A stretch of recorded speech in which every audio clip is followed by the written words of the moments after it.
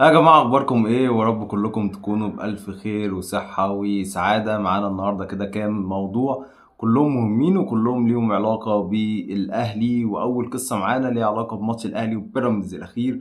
الماتش اللي بشوفه واحد من السقطات التاريخية في تاريخ الأهلي. يعني الماتش ده كده مش هيتنسي. يعني اتحط كده واتبروز عليه بقى اي حاجه اخفاق. بعد كده تيجي تقول زي ماتش بيراميدز اللي حصل في 2026 لما خسرت 3-0، والانهيار وحاله الفشل اللي انت كنت فيها جوه الملعب. زي ماتش الاسماعيلي بتاع 4-0 في البطوله العربيه في 2003 تقريبا.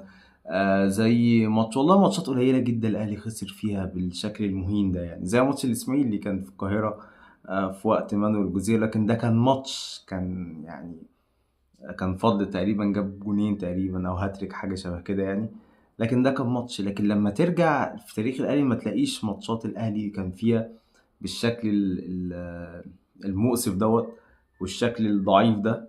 انت بتتكلم ان فرقه خسرانه 1-0 اتلغى لها جول الاهلي.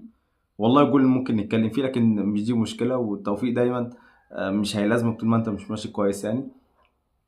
لكن انت كان قدامك بالوقت ضايع حوالي نص ساعة او 25 دقيقة تقريبا، انت سلمت نيمار خلاص.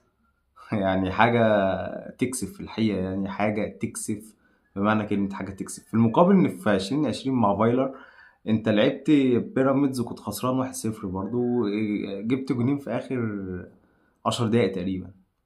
ومع كولر في في نهائي كاس مصر برضه دخل فيك جول. وليد الكارتي جاب جول متأخر جدا جدا، وانت قدرت ان انت ترجع بجول ياسر ابراهيم او كهربا. يعني ياسر تقريبا لعبها وكهربا لمسها، وجول لحمدي فتحي، والواد كان ضيق برضه. لكن دي كانت شخصية لعيبة. انت هنا ما عندكش الشخصية دي افتقدتها. انت هنا عندك لعيب يبدأ يظبط شعره كده، أهم حاجة تظبيط الشعر. وعندك يعني دي اللعيبه اللي عندك يعني. ولعيبه شايفه نفسها ان هي اعلى من الاهلي، وهم اصلا كلهم. انا يعني خساره ان احنا نتكلم عليهم بشكل عام يعني.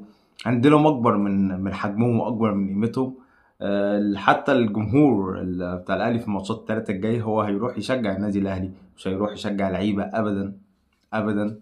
يعني دول خلاص، دول لعيبه كده. المدرب فيه اللي فيه، مدرب يعني بخلاف تقييمي ليستروب. لكن وده مش وقته، وانا عارف ان في ناس هتيجي تقول لي انت قلت كذا كذا، وانا عند جزء